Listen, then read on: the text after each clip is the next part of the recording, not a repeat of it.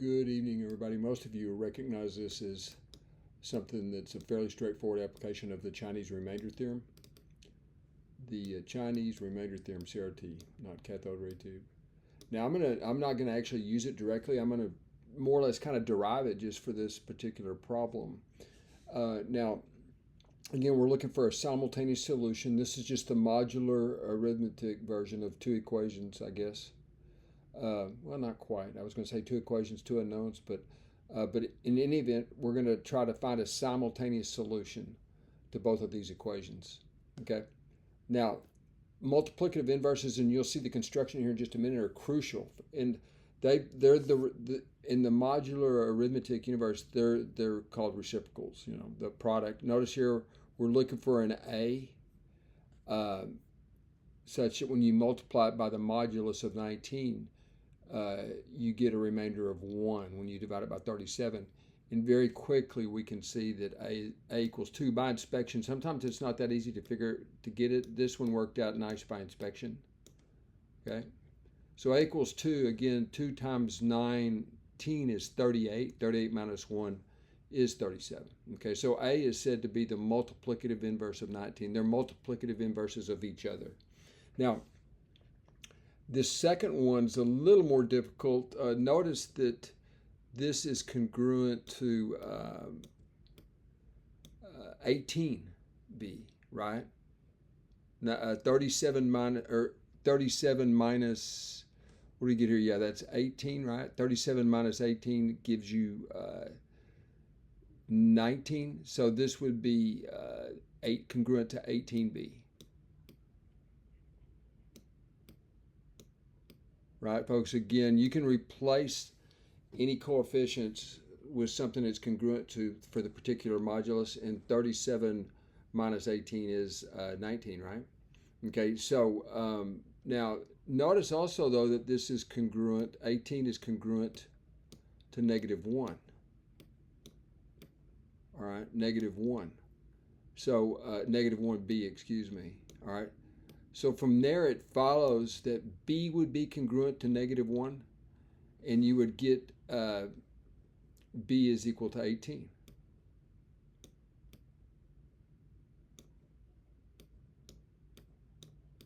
Now that's a little sneaky. You might think you had to go through and just keep multiplying like 1, 2, 3, 4, and until you got a multiple of 19 after subtracting 1. But it's easier just to do it this way. The congruence to 18 and congruence to negative 1. Then you get negative 1b is congruent to 1, but that means b is congruent to negative 1. That means b would be equal to 18. Okay? So we found our two multiplicative inverses. And now the construction, I won't plug it back in, but it should be pretty evident. Notice that 19a is 1, right? 19a is the same as 1 modulo 37, okay? So you see how this 37 would just cancel out. 37 would just be 0, all right? And then right here in a similar fashion, 37b is congruent to 1. And then the other would be a multiple of 30. You can see how part of it's going to be 0 and part of it's going to be 1. And then that kind of alternates in each equation, but just substitute it in and you can verify that that's true, okay? Now, all I did on this very next line is make the substitutions from here. Here's our 2 that we got as a multiplicative inverse. Right here we got 18 as our multiplicative inverse. And we get this number. And again, y'all, this would be a hard number to compute by hand. I went ahead and just checked. I mean, I'm not going to do it by hand. I just did that with a calculator, which is cheating technically, you know, I think in competitions. All right, now, so what we've learned is that this is a particular solution. And of course, if you add any multiple of the products of the moduli, you're going to get another solution, right? So this number ends up being 703k. All right. Now, what was our instructions? All right. So in other words, a general solution, 8542 is a special solution. It's a positive solution. But if you add any multiple of the product of the moduli, you're going to get another solution. Okay, that's just the nature of congruences. In other words, the 37 times 19 would be congruent to 0. is with respect to the way this equation is set up. Okay, now we're supposed to find the greatest negative, and so that's tantamount to saying 85.